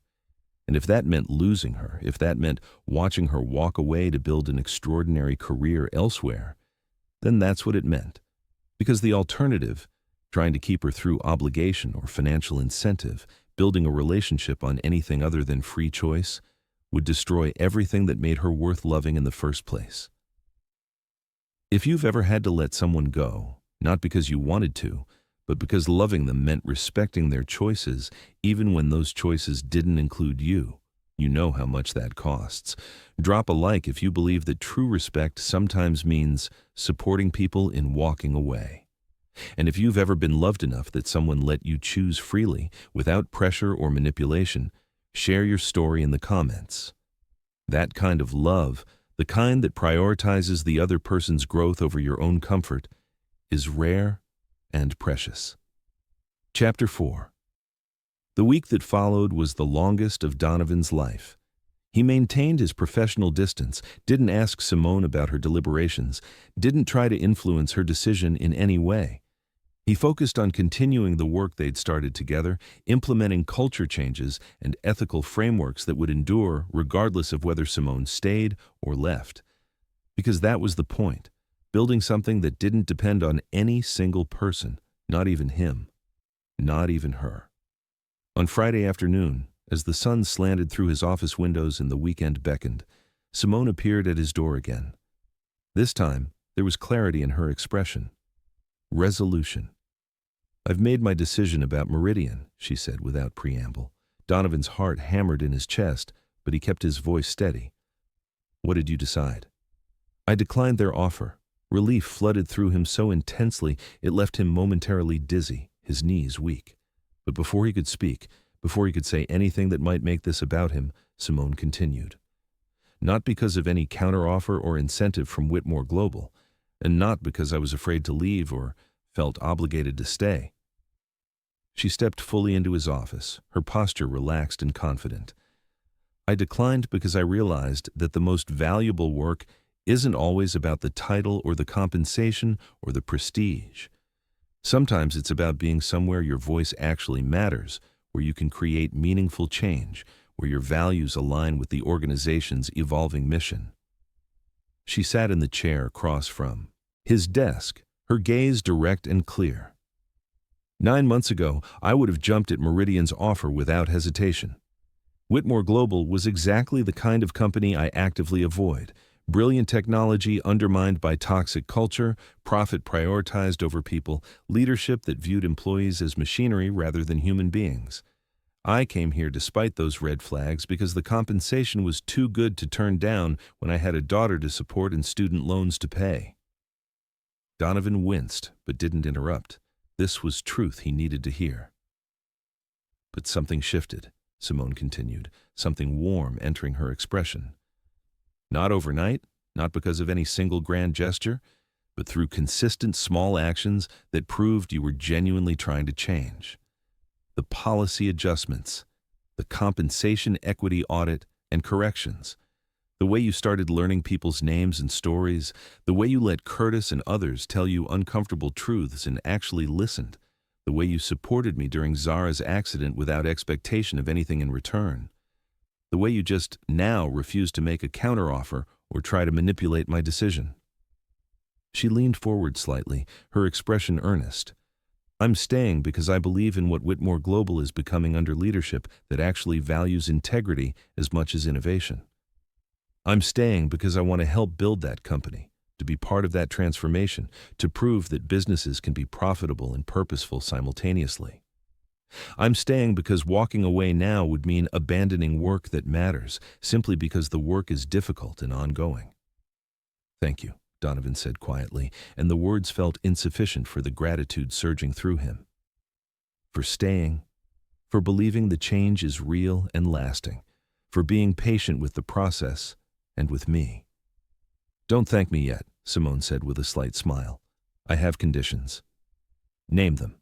First, I want the Chief Impact Officer role to have true authority, not advisory, but actual power to halt initiatives that conflict with our ethical framework. Dr. Patel is excellent, but she needs teeth behind her recommendations. Done, Donovan said immediately. I'll present the governance structure changes to the board next month. Second, I want a commitment, in writing, incorporated into the company charter, that Whitmore Global will prioritize ethical considerations in all technology development, that we won't pursue profitable applications that cause social harm, even if our competitors do, that we'll transparently report our impact, both positive and negative, even when it's uncomfortable. That's going to make some board members very uncomfortable, Donovan observed. Good, Simone replied firmly. Comfort isn't the goal, integrity is. If we're serious about being different, it has to be embedded in our foundational documents, not just our aspirational statements or marketing materials. I agree. Completely, Donovan said, and realized he meant it with every fiber of his being. I'll work with our legal team to draft the charter amendments. What's your third condition? Simone's expression shifted subtly, becoming more personal. I want us to be clear about boundaries. I'm staying because I believe in the work and the mission, not because of any personal relationship between us. Our friendship is valuable to me, deeply valuable, but it can't be the reason I stay or leave. My career decisions need to be independent of whatever evolves between us personally. Understood, Donovan said, though something in his chest tightened at her careful delineation. I want your career success to be entirely yours, earned through your merit and choices, never complicated by personal entanglement or the perception of favoritism. I'm glad we're clear, she said, standing. Then she paused, something shifting in her expression, vulnerability breaking through the professional composure. For what it's worth, Donovan, I wouldn't have even considered a personal friendship with you 9 months ago. The man you were then wasn't someone I could respect beyond professional competence. But the man you're becoming, he's someone worth knowing. Someone I want to know better. After she left, Donovan sat in his office as the afternoon light turned golden, feeling something he hadn't experienced in years, genuine hope. Not the strategic optimism of a good business deal, but the deeper hope that comes from being seen completely, flaws and all, and considered worthy of knowing. The journey with his children proved slower and more painful than the company transformation. The wounds there were deeper, the scar tissue thicker, the path to healing more uncertain. Daniel had accepted his invitation to visit New York in November, 3 months after Donovan's initial outreach. That weekend had been stilted and awkward, full of long silences and careful conversations that avoided the deepest wounds. They'd gone to dinner at a quiet restaurant, walked through Central Park wrapped in winter coats, talked about Daniel's work in London finance and the weather and everything except what really mattered. On Sunday morning, as Daniel prepared to leave for the airport, he'd finally said what had been building all weekend. "Why now, Dad?" he asked, his voice quiet but edged with decades of hurt. "Why are you suddenly interested in being a father now that we're adults? Where were you when I was 10 and needed you at my football games? Where were you when I was 16 and struggling with everything? Where were you when I graduated from university and you couldn't be bothered to fly over from a business trip?" Donovan had no good answer. No excuse that would make those failures less devastating. All he could offer was honesty. "I wasn't there," he said simply. "I prioritized work over you and your sister, convinced myself that providing financially was the same as being present, emotionally. I was wrong. I failed you profoundly, and I can't change that or take it back. All I can do is apologize sincerely and try to be someone worth knowing now if you're willing to give me that chance." Daniel had nodded slowly, tears in his eyes. "I'm not ready to forgive you yet. Maybe I never will be. But I appreciate that you're finally being honest about it." But Daniel came back at Christmas, and then again in February. Each visit, the silences grew shorter and the conversations deeper. They weren't close, not yet, maybe not ever, but they were building something. A relationship based on who Donovan was becoming rather than who he'd been. In March, Daniel called him on a Tuesday evening, not because he needed money or had a crisis, but just to talk, to tell him about a project at work, to ask his advice. It was a small thing, but it felt monumental. Sophia proved more resistant. She'd finally responded to his messages in January, 6 months after he'd started sending them. Her response had been brief and painful in its restraint. "I appreciate you trying, Dad, but I'm not ready yet. Maybe someday. Don't take it personally. I just need more time." Donovan had to accept that someday might never come, that some damage couldn't be fully repaired, that some relationships couldn't be rebuilt no matter how genuine the transformation or how sincere the apology. It was a painful lesson in accepting the consequences of decades of neglect. But in late March, Sophia sent a card for his 53rd birthday. Not an email or a text, but an actual physical card with her handwriting. "Happy birthday, Dad. I've been reading the articles about the changes at Whitmore Global. Mom says you're different now. I'm still not ready to see you, but I wanted you to know I'm paying attention." "Sophia," Donovan had cried when he read it, sitting alone in his penthouse with the card clutched in his hands, because it meant she was still willing to leave the door open, even if she wasn't ready to walk through it. Because she was watching, assessing, allowing for the possibility that people could genuinely change. It wasn't forgiveness, it wasn't reconciliation, but it was acknowledgement. And for now, that had to be enough. Small steps, consistent effort, no guarantees, just the quiet work of becoming someone worthy of his children's time and attention, whether or not they ever chose to give it. Through the summer and into fall, Donovan's friendship with Simone deepened naturally, organically. They had dinner every few weeks, sometimes with Zara, who had decided Donovan was pretty cool for a billionaire, and regularly challenged him on everything from Whitmore Global's carbon footprint to his political positions. Sometimes just the two of them, talking about everything and nothing, sharing the comfortable silences of people who genuinely enjoyed each other's company. Donovan found himself looking forward to these evenings more than any business meeting or social obligation. Simone had become his confidant, his conscience, and his friend. He valued her perspective on business challenges, yes, but even more, he valued her presence, the way she laughed at truly funny things rather than laughing to please him, the way she called him out when he slipped into old patterns of thinking, the way she made him want to be better simply by being herself. In September, Zara began her freshman year of high school and was immediately recruited for the Environmental Club's leadership team. She was also offered a mentorship position with one of the organizations that had noticed her national competition presentation, working with middle school students to develop their own environmental projects. In October, Whitmore Global hosted its annual charity gala, traditionally an ostentatious display of the company's success in Donovan's status. This year, he transformed it into a showcase for the Whitmore Global Foundation's work supporting STEM education in underserved communities. The highlight of the evening was an announcement that surprised even Simone, a comprehensive scholarship and mentorship program called the Laurent Initiative, providing full university funding and career support for promising students from disadvantaged backgrounds pursuing technology careers. When Donovan called Simone to the stage to formally announce the program, her surprise was evident. He'd kept it secret for months, working with Dr. Patel and external advisors to ensure it was structured properly and would genuinely serve its stated purpose rather than being a performative gesture. This program embodies the values that have transformed Whitmore Global over the past year, Donovan told the assembled guests, while Simone stood beside him looking both honored and slightly uncomfortable with the attention.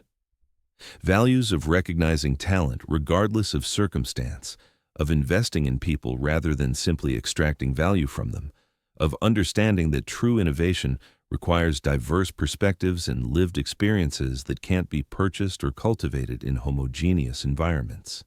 He turned to Simone, speaking to her as much as to the audience. The Laurent Initiative is named for someone who taught me and continues to teach this entire organization that worth isn't measured in dollars or stock options, but in character and integrity. That the most valuable contributions come from people who refuse to compromise their principles, even when offered every incentive to do so. Someone who saw potential in this company and in its leadership that I'd stopped seeing myself.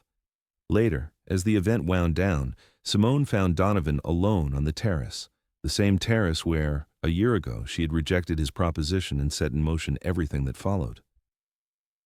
"You didn't have to name it after me," she said, joining him at the railing, their arms nearly touching. "I wanted to honor the person who changed everything," Donovan replied simply, turning to face her. "Who saw worth in people and potential in this company that I'd stopped seeing. Who had the courage to tell a powerful man that he was wrong about something fundamental. Who refused to be bought or compromised or diminished." They stood in comfortable silence for a moment, looking out at the city lights that seemed to stretch forever into the autumn night. "A year ago I stood on this terrace and told you I wasn't for sale," Simone said quietly, her voice carrying a note of reflection. "You did," Donovan agreed, the memory as vivid as if it had happened yesterday. "It was the most important thing anyone's ever said to me, the catalyst for everything that came after." "I need to tell you something else now," she continued, and something in her tone made his heart beat faster. "Something I've been thinking about for months, but wasn't sure how or when to say." Donovan turned to face her fully, his expression open and vulnerable in a way he'd never allowed anyone to see before. The city noise faded into background hum, and there was only her face in the soft light from the ballroom, her dark eyes serious and searching. "I've watched you change," Simone said, her voice steady but carrying emotion beneath the words. "Not overnight, not through any single grand gesture, but through consistent small choices that proved you were genuinely trying to be better. I've watched you learn people's names, apologize when you're wrong, prioritize integrity over profit, rebuild relationships with your children, create systems that will outlast both of us. I've watched you become someone I respect not just professionally, but personally." She paused, seeming to gather her courage, and Donovan held his breath. "Someone I admire, someone I trust, she took a breath. "Someone I could love if that door's still open, if the timing is finally right, if you're interested in exploring what that might look like between two people who choose each other freely without power dynamics or obligation or transaction." Donovan felt his chest tighten with an emotion so intense it was almost painful, joy and hope and terrifying vulnerability all at once. "Simone, let me finish," she interrupted gently, holding up a hand. "I need to be clear about something first. I'm not saying this because you've proven yourself worthy of me, like I'm some prize you've earned through sufficient character development." She smiled slightly at the absurdity of that framing. "I'm saying it because we've both changed over this past year, because I've learned that people can genuinely transform, that second chances sometimes work out, and that the strongest relationships are built by two people choosing each other freely, as equals, without power dynamics or obligation." She reached out and took his hand, her touch warm and certain. "I'm saying that I see you, Donovan Whitmore. Not the billionaire CEO, not the reformed bad boy, not the role you play, for the board or the media or the industry. I see the man who sits with maintenance workers to learn their stories, who shows up at science competitions for a 13-year-old girl who isn't his daughter, who apologizes when he's wrong and tries every day to be better than he was yesterday, who respects my autonomy enough to let me choose freely, even when my choice might mean losing me." Her grip on his hand tightened slightly. "And I like what I see. More than that, I admire it, I respect it, and I want to know what it would be like to build something together, if you're willing to try." Donovan squeezed her hand, his voice rough with emotion. "I've been in love with you for months, maybe from that first meeting, if I'm being honest. But I didn't say anything because I wanted to respect your boundaries, because I didn't want you to feel pressured or obligated, because I was terrified that you'd think I'd only changed to get what I wanted from the beginning." "Did you?" she asked directly, her dark eyes searching his. Change just to get me? No, he said honestly, meeting her gaze without flinching. I changed because I couldn't stand being the person I saw reflected in your eyes that night on this terrace. Because you made me understand that I'd become someone I wouldn't have respected when I was younger. Someone I didn't want to continue being. He lifted her hand to his lips, kissing her knuckles gently. But I won't lie. Becoming someone you might consider loving became the most powerful motivation I've ever had.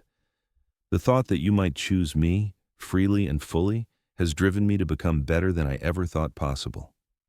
Simone smiled, and it transformed her entire face with warmth and joy, and something that looked like love. That's honest. I appreciate that more than you know. So where do we go from here? Donovan asked, hardly daring to hope, hardly daring to believe this was real. Slowly, she said firmly, and he could hear the careful thought behind the word. Intentionally, with clear boundaries between personal and professional, because I need my career at Whitmore Global to be mine, not contingent on our relationship status.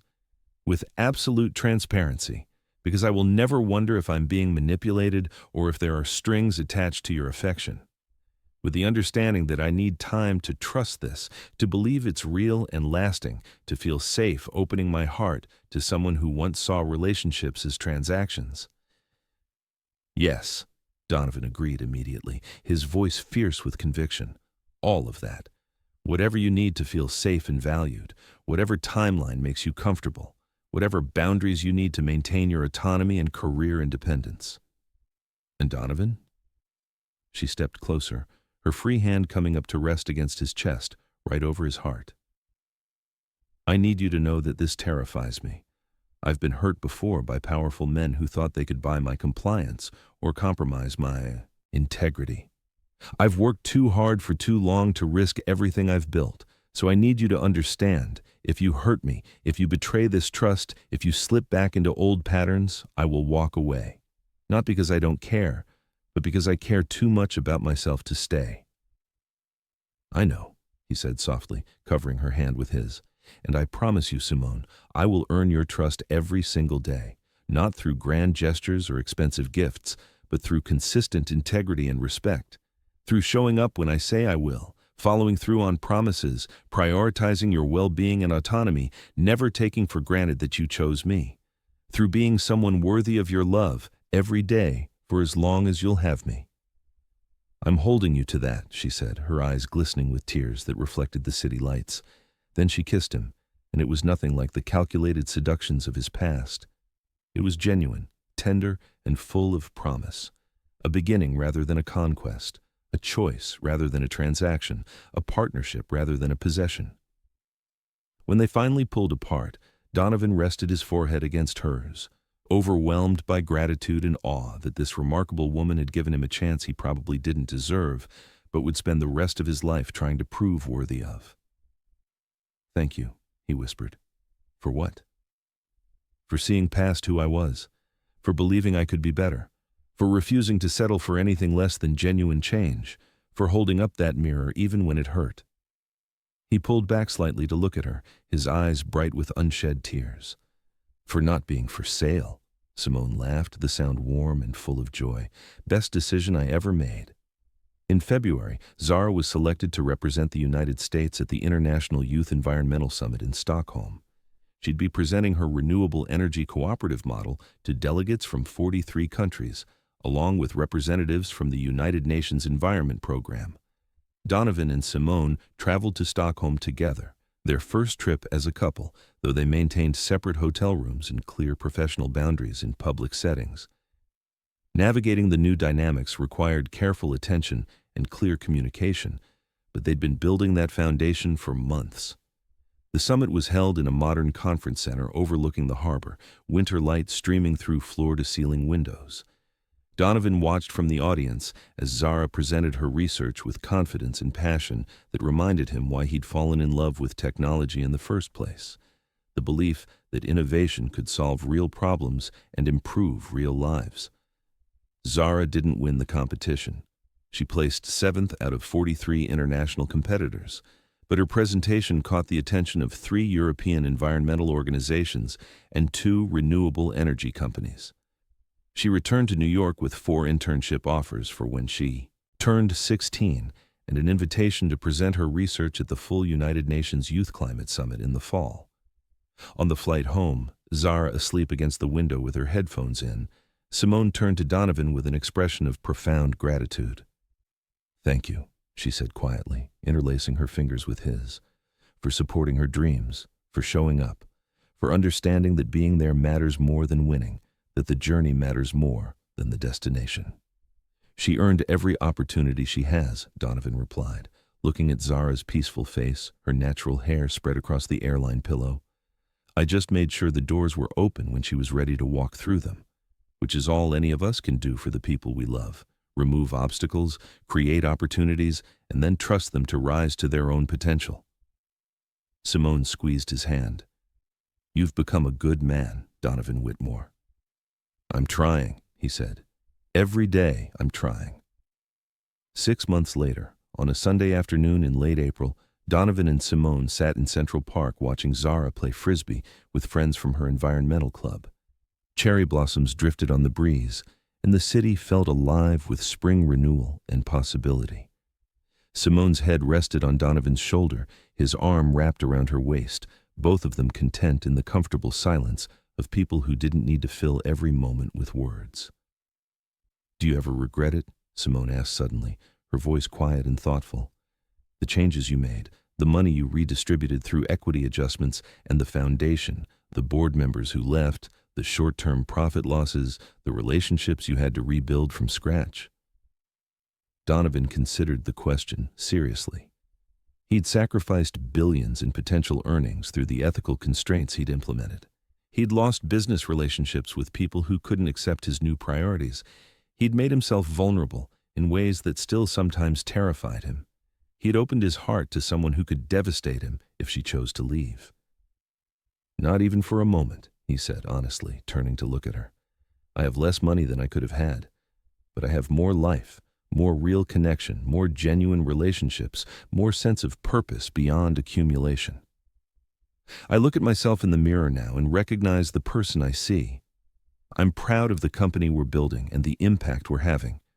And I have people in my life who matter, truly matter, not because of what I can give them, but because of who I am." He tightened his arm around her waist, drawing her closer. "And I have you, which is worth more than everything else combined. You've given me something I didn't think was possible, a second chance to become someone worth loving. The opportunity to build a relationship based on genuine connection and mutual respect, rather than transaction and power dynamics." Simone tilted her head up to kiss him softly. "You really have changed." "I had an exceptional teacher," he replied, smiling against her lips, "one who refused to accept anything less than my best self, who held up a mirror when I needed it most, who believed in my capacity to change even when I wasn't sure I believed in it myself." They watched Zara laugh with her friends, full of the optimistic energy of young people who believed they could change the world. And Donovan felt something he hadn't experienced in decades, genuine contentment, not the empty satisfaction of closing a deal or accumulating more wealth, but the deep peace that comes from living in alignment with your values, from building relationships based on genuine connection rather than transaction. "Daniel's coming to visit next month," Donovan said. "He's bringing his girlfriend. I haven't met her yet. And Sophia, she called last week. We talked for almost an hour. She's not ready to visit yet, but we're talking regularly now. She told me about her work, her life. I told her about you and Zara." He paused, emotion thick in his throat. "She said she was glad I'd found people who made me want to be better." "That's beautiful progress," Simone said softly, understanding what it cost him to rebuild those relationships from shattered foundations. "I'm proud of you." "I wouldn't have even tried without you," Donovan admitted, "without your example of prioritizing what matters most, even when it's difficult. Without watching you balance career and motherhood with such grace. Without seeing what it looks like to love someone consistently, unconditionally, without strings or transactions." Simone sat up slightly, turning to face him more fully. "You know what I realized recently? When I told you I wasn't for sale on that terrace a year and a half ago, I thought I was teaching you about my worth. But I was also teaching you about your own. What do you mean? You'd spent so long measuring your value in dollars and deals that you'd forgotten you had value beyond your wealth, she explained. You'd forgotten that people could love you for who you were, not what you could give them. That relationships could be built on character rather than transactions. In teaching you that I wasn't for sale, I helped you understand that you weren't either. That your worth as a human being existed independently of your bank account or your business success. Donovan felt tears prick his eyes. I spent 30 years believing that my wealth was my value, that without it, I was nothing, that people only cared about me because of what I could provide. And now? She asked gently. Now I understand that the wealth was just a tool. It could be used to create good or to insulate myself from genuine connection. Now I know that my value comes from my choices, my character, the relationships I nurture, the impact I have beyond balance sheets. He cupped her face gently. Now I know that I am enough, just as I am, because you chose me when I had nothing to offer but myself. You've always been enough, Simone said, her eyes bright with tears and love. You just needed to believe it.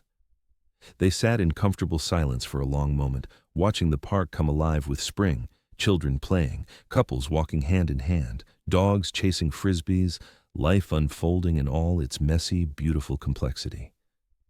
I love you, Donovan said quietly. It was the first time he'd spoken the words aloud, though he'd felt them for months. I love you for your strength and your integrity and your unwillingness to compromise what matters. I love you for seeing potential in me when I couldn't see it myself. I love you for choosing me freely, without pressure or obligation. I love you for being exactly who you are. I love you too, Simone replied, her voice steady and sure. I love you for having the courage to change, for doing the hard work of becoming better, for treating my daughter with respect and genuine interest, for supporting my career without trying to control it. I love you for becoming someone worth loving. They kissed again, long and sweet and full of promise, the future stretching before them uncertain but bright.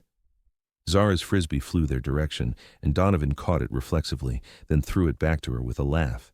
She waved, grinning, and returned to her game. She approves, you know, Simone said. Of us. She told me the other day that she's glad I'm with someone who respects me, who makes me laugh, who shows up when he says he will. That's all I want to be, Donovan said. Someone who respects you, who supports you, who shows up consistently and chooses you every day. Someone worthy of the gift you've given me, your time, your trust, your love. You're already that person, Simone assured him, and you're becoming more of that person every day. He'd spent 30 years measuring his worth in dollars and status, believing that everything and everyone had a price. It had taken one woman's dignity and self-respect to shatter that worldview completely. Dear Love Diaries family, remember, you are not for sale. Your value is inherent, not negotiable, and the right person will never ask you to compromise your integrity for their comfort. If this story touched your heart, share it with someone who needs to hear that their worth is not determined by anyone's assessment, but their own. Subscribe to Dear Love Diaries for more stories that honor the strength, wisdom, and dignity of women who know who they are. I'll see you in the next story.